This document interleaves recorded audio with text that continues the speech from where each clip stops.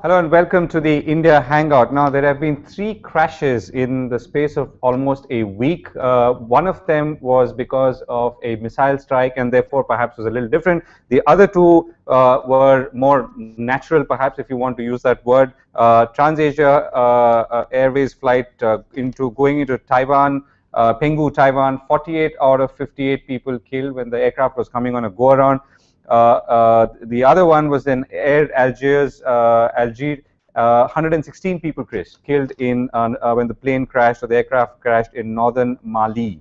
The question, of course, that we're asking today is air travel getting more unsafe, or should we be concerned given the unusually high number of problems that we've seen? Joining me now to discuss this and understand this a little better, Saroj Datta, former director, Jet Airways, Devesh Agarwal of Bangalore Aviation, the website, and also an aviation enthusiast. Also Prashanto K. Roy from PKR from Delhi, also an aviation enthusiast and a keen tracker of the statistical side of what's been happening. Gentlemen, thank you very much for joining us. Prashanto, let me sort of begin with you. Take us through the what's been happening. I mean, you know, the numbers which are so staggering, I mean, or appearing so staggering because we've seen so many aircraft crashing, so many lives lost, all in a matter of such a short time. Yeah, I mean, it's crazy. You know, statistically, it's still very safe given the sheer numbers. You know, the percentage of fatalities has actually come down significantly over the years, and it continues to. Right. But that's obviously no consolation in terms of either the numbers, the families of the victims, or the fact that, you know, there have been 4 almost in quick succession. If you actually look at the sky today, and we've got a lot of real-time trackers like Flight 24, Flight Radar 24, etc. It's actually very scary to see the mass of flights which are there, and you know, the sheer the lack of control of the kind of control you would expect in a well-monitored you know, a flight area or an airport, or you know, metros or the Western countries. You know, they may not exist in all of the air corridors. So given that fact, it's actually not surprising. I mean, it's in fact surprising that there aren't more, at least near misses, or maybe worse. I think we will need to use these as cases which will look at a significant overall of things, including what happened with MH17, where, you know, I mean, clearly there is an IFF code, there is an identification code which is there, and that was not picked up, and it was simply ignored by these guys. So there's been 4 different things that have happened, but they all point to the fact that air travel is a very high density phenomenon today, and that high density is itself scary and is likely to lead to more and more incidents, even if they're a very small percentage of the total number of flights travelers. Right. Okay. Devesh, I know that you've come in from a long-haul flight from Bangalore and now are in Las Vegas. So you've, I know that you're also a monster frequent flyer. So any trepidation before you boarded this flight? No. There's definitely an aberration this year, Govind.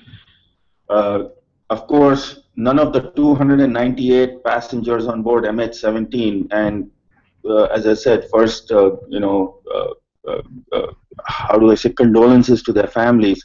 Nobody expected them that a bunch of Ukrainian nut jobs would, you know, go and take an SA-11 Buk missile from Russian nut jobs and then go and blow this thing. Prashanto was talking about setting up, you know, an IFF kind of code. Well, IFF is used by the military, and they also use a similar transponder system, except on a different set of frequencies when compared to the civilians. Right. So it's not that the civilian airlines do not use transponders. They do use transponders. They are identified.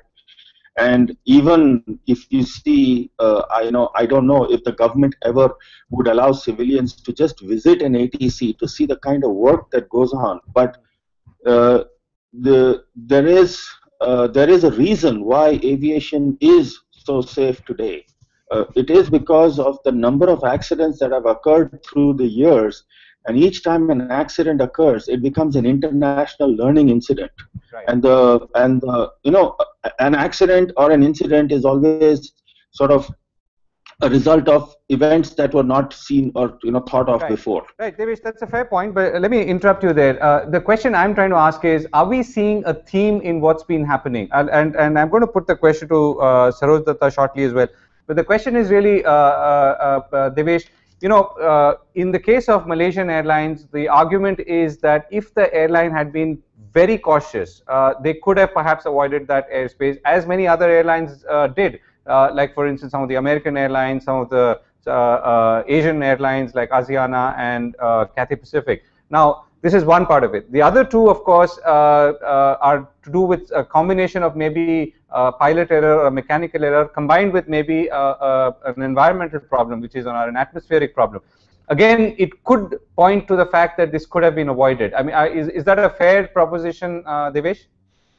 Well, you see, partly, but I completely disagree with your fundamental thing that when you were mentioning, I remember, I think in an earlier Hangout, see, Asiana and Qantas and a lot of these airlines, they did not have the flight paths taking them over Ukraine at all. It's not that they voluntarily, per se, quote unquote, chose to avoid Ukraine. Right. Because the airspace in Ukraine was cleared by the ICAO, which is the International Civil Aviation Organization, above flight level 320, that is 32,000 feet.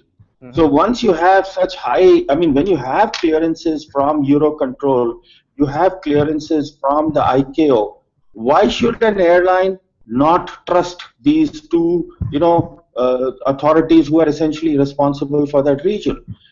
If you go back and see the radar data, whether it is flight tracker, flight aware, flight radar 24, right?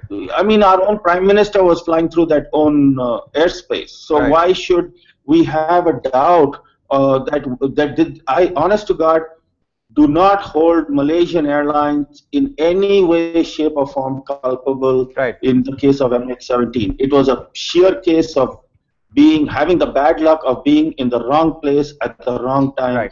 Right. Okay. That's about it. Fair enough, Devesh. I'll come back to you on this in a moment. Let's go to Saroj Datta. Mr. Datta, thank you very much for joining us.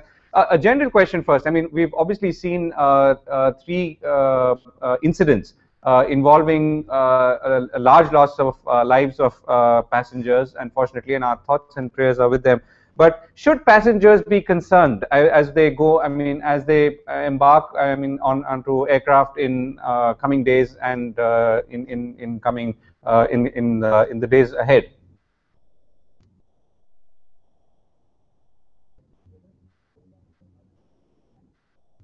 Well, in my opinion, not particularly, because I think these things have been happening in aviation history, have been happening over a period of time, and these accidents happen in a bunch. I've seen it happening in bunches, 3 or 4 at a time, usually 3 at a time. I don't know why. But in this particular case, one accident is obviously man-made.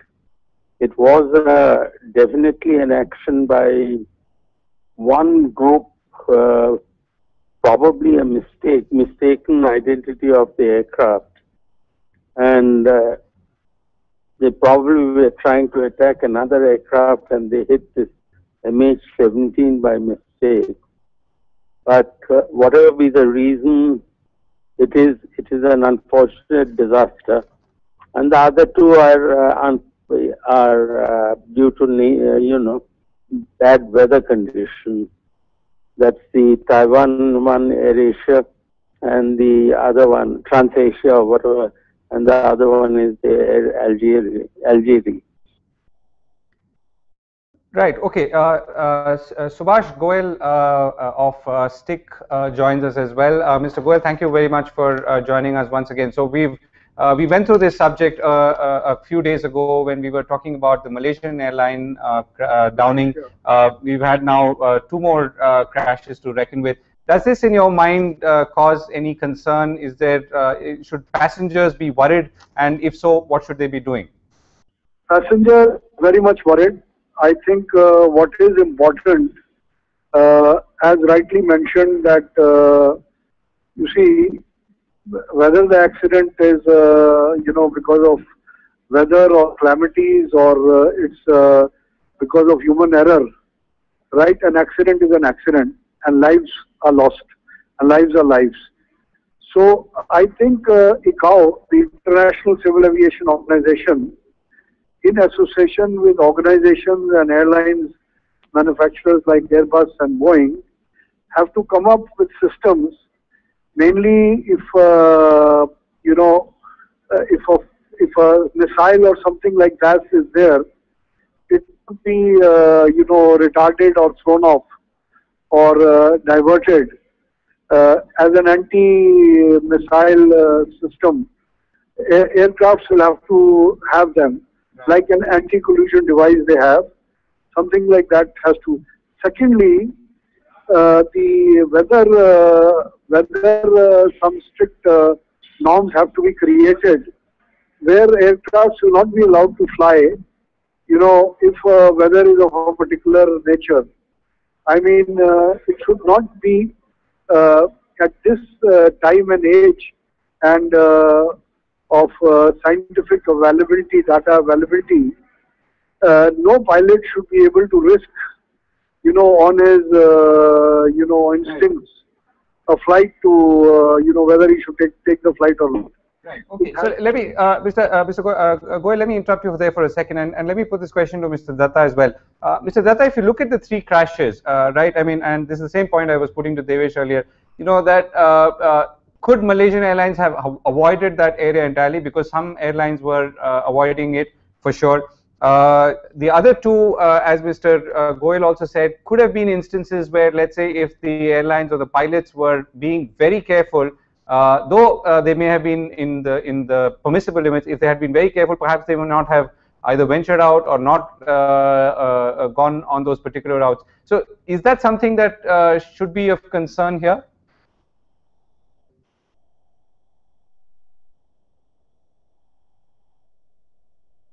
Yeah, that's right. I think it was it's unfortunate that either the pilots were not well informed or they were not adequately trained to avoid these particular situations. It was, I think, both the incidents where they could have avoided the particular trips or the particular flight ranges or the flight patterns which they were following, and they could have delayed or avoided those particular flights. I'm not a pilot myself, but and delayed those flights or not undertaking those flights and avoided these particular disasters. I don't think there was any reason why this should have happened. The delays could have been, the crashes could have been avoided. So I think people on the ground could very easily have blame it on the pilots, on the air traffic controls or whatever they may be. Except that in one case, I think in the Air Algeria case, I seem to have read that there was a change in the weather conditions in between, whilst the aircraft was already in the air. But even then, I think the flight routing could have possibly been changed, and the route pattern could have been changed and avoided the disaster. But whatever be it, I think it possibly a bit more care, a bit more control over it could have avoided the crash. Right. So we are obviously going in many of these, actually almost all three cases with information that we have, except in the case of MH17, we know for sure that the aircraft was hit with a missile, though we still don't know where exactly it came from and who fired it, and not that is germane to the issue that we're discussing today. But the fact is, at least in these other two cases, we're of course going with the information we have, and we don't have all the details at this point. Devesh, you wanted to say something? A couple of things. See, earlier when you were talking about Asiana and Qantas, Qantas has most of its, now it has shifted its hub to Dubai. Right. So Europe to Dubai route is much more southern. If you take the North Asian carriers, whether it is Japan Airlines, Asiana, Korean Airlines, ANA, even China Airlines, they all take a more northern route over Russia because it's the shortest route. Right. Personally, that very area where the plane was shot down, I used to fly through that area at least 6 times a year for a period of 10 years. Okay. So, and I have flown with Singapore Airlines, with Lufthansa, with Thai, Swiss Air in those days. Now, I'm sorry, I will completely disagree with Mr. Datta that the pilots were less trained or ill-informed. It was a decision. As I said, nobody expected these Ukrainian separatists to be armed by the Russians with such an advanced, surface-to-air system. Right. And but I would quote Devesh, I would quote a Bloomberg report which said that. Yeah, Devesh, no, I just wanted to quote. I mean, I don't want to. I mean, there's no point in going too deep into this point. I mean, this part, because I mean it's happened already. But I mean, there was a Bloomberg news report which said that there were almost 400 services on that route about a month and a half ago, which had come down to about 100 services when MH17 was down. And that's really the context one is asking this question. See, what I'm trying to say is that if you look at the 4 accidents today, we seem to be only focusing on the last 3. We have conveniently and completely forgotten about MH370. Right. Fair enough. That is an accident that is of extreme concern because really nobody knows what has happened. In the case of Taiwan, it was a case of bad weather, and in the case of Mali, even though it was Swift Air who was operating it, and Swift Air has got a good record as an operator.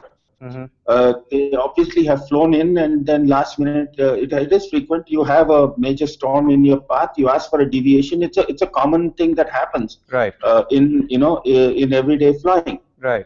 Obviously something. So these two are weather related. Okay. MH17 is known. What is known about MH370? Even today, we have absolutely no clue. We don't even know where the plane is. Right. Okay. Fair enough. So, I mean, just one statistic. Yeah. Even with 4 accidents this year, we have just about crossed the last 10 years average of 761 fatalities per year. Right. Okay. But we seem to have crossed it much earlier in the year, right?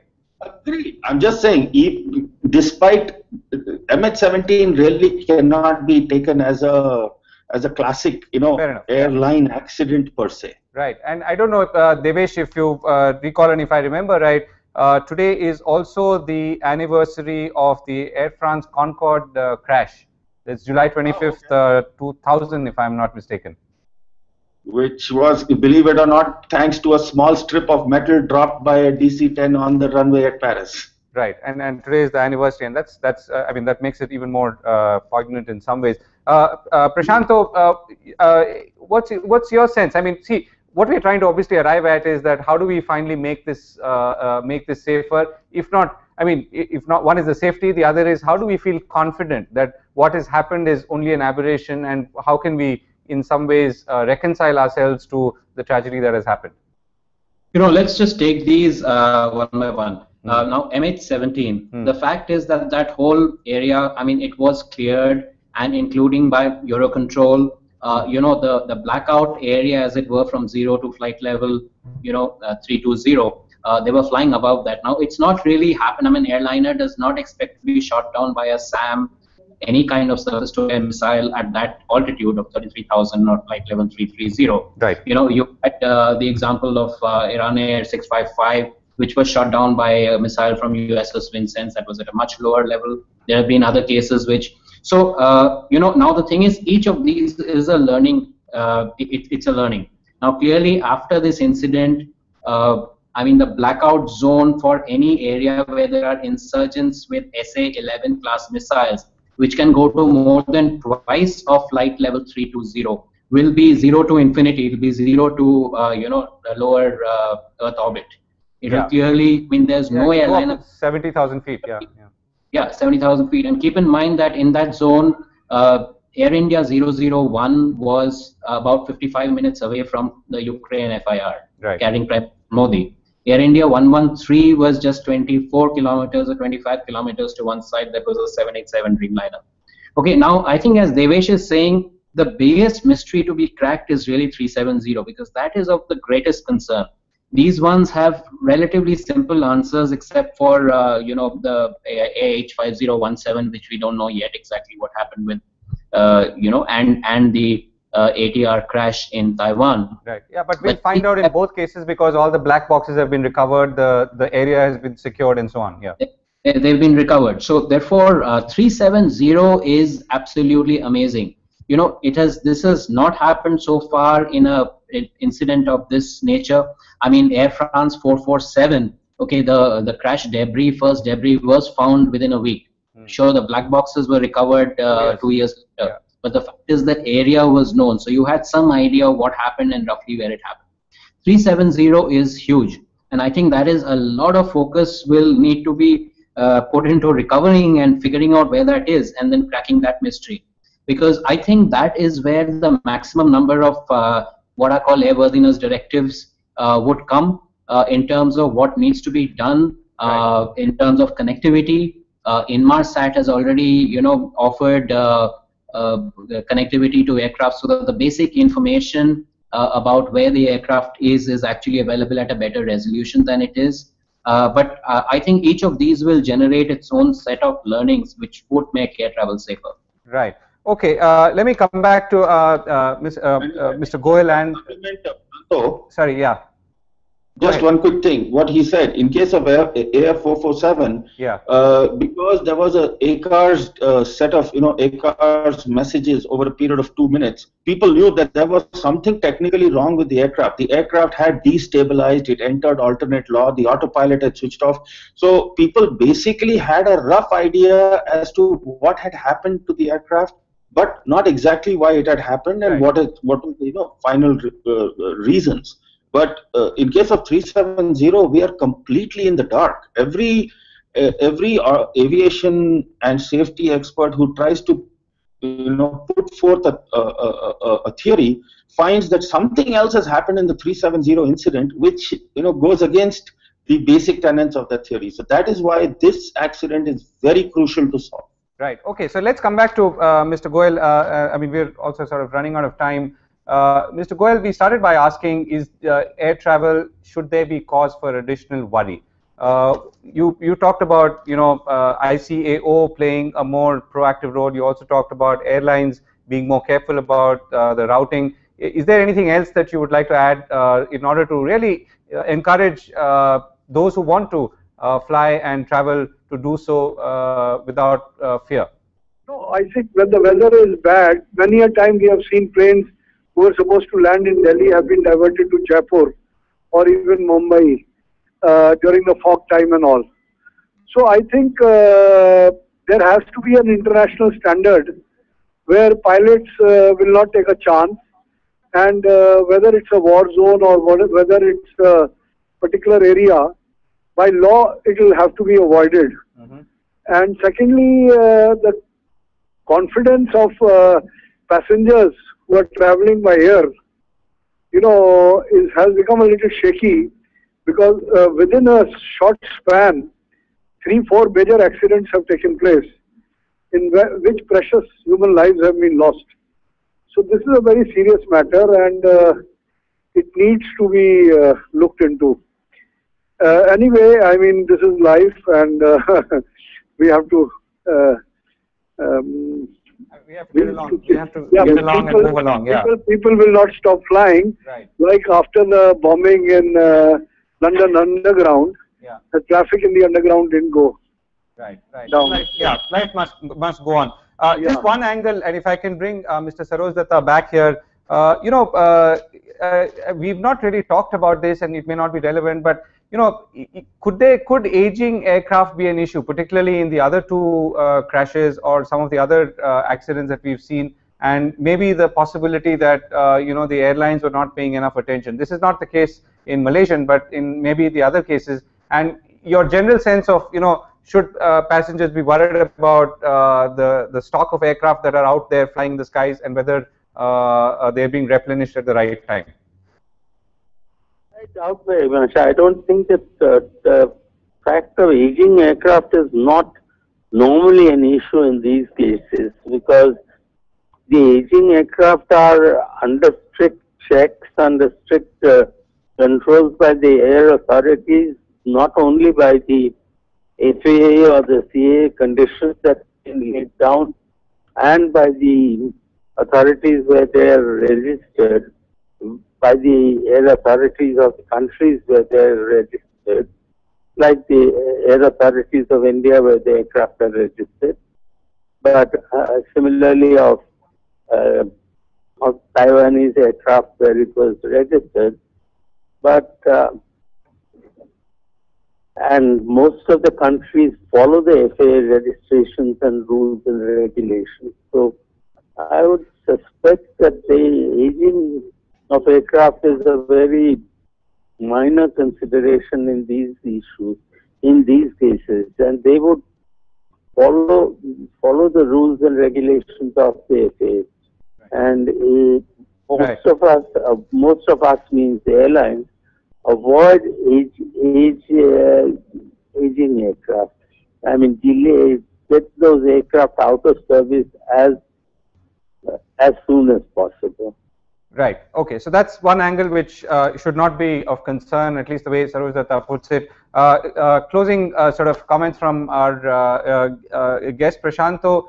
We started by asking, is there cause for concern when it comes to passengers? Is the whole concept of air travel looking a little more shaky? What's your final takeaway on this? No, absolutely not. I think there's been the world and led by the United States and the NTSB, they've had a very good record of flight safety and of analyzing and studying and learning from each and every disaster so that nothing is ever repeated. Normally, a air disaster is a sequence of things that go wrong. In the case of MH17, you could argue that flight corridors should not have been routed through a place where you had service to missiles which go that high, etc. But I hope we've seen the last of this cluster of air disasters at this time. But I think these will be very, very strong learning incidents, and I'm really looking forward to seeing especially what happens with 370. Right. Devesh, your last word on this. What's the takeaway? I mean, I know you've got many more flights to catch on this leg. As I said, I will echo Prashanto's thoughts. Air travel is still the safest mode of transport. Earlier, Prashanto was talking about the sheer volume. On YouTube, there's a video called World Airline Traffic Time-Lapse Video over 24 hours. If you search for it, it is amazing to see the sheer volume of airplanes that are in the sky, and they happen every day because there are safety systems and detailed procedures put into place. Many times we as passengers will fret. We'll say, oh, this guy is sitting at Bombay airport waiting to get onto the runway while some plane is landing from so far away. These are safety factors that the air traffic control puts in to prevent, this thing which is learned over years. So it's a very safe mode of travel, and I'm going to be continuing to travel from Las Vegas. I go to the home of Boeing, which is Seattle, and then again within the United States before flying all the way back to India. And of course, I know that British Airways will probably use the route of Turkey now and not fly over Ukraine when we fly back. But as I said, it is a very safe mode of travel. I don't feel any reason for anybody to feel frightened of this mode of travel. Right. They should not be apprehensive at all. This is an aberration that has happened this year. Right. Okay. Mr. Datta, last point. Your advice to as an airline veteran to those who are taking flights or about to take flights, and what should they be doing, if anything, to better prepare themselves? Well, I think one of them is, of course, rely on how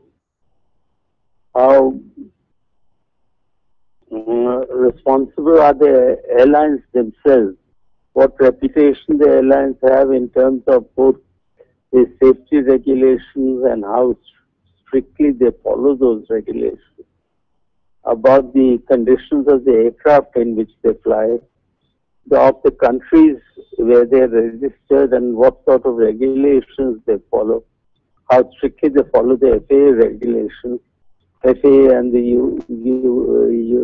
UKCA or the European CE or whatever they call themselves, CAB regulations, and the ICAO regulations, and of course the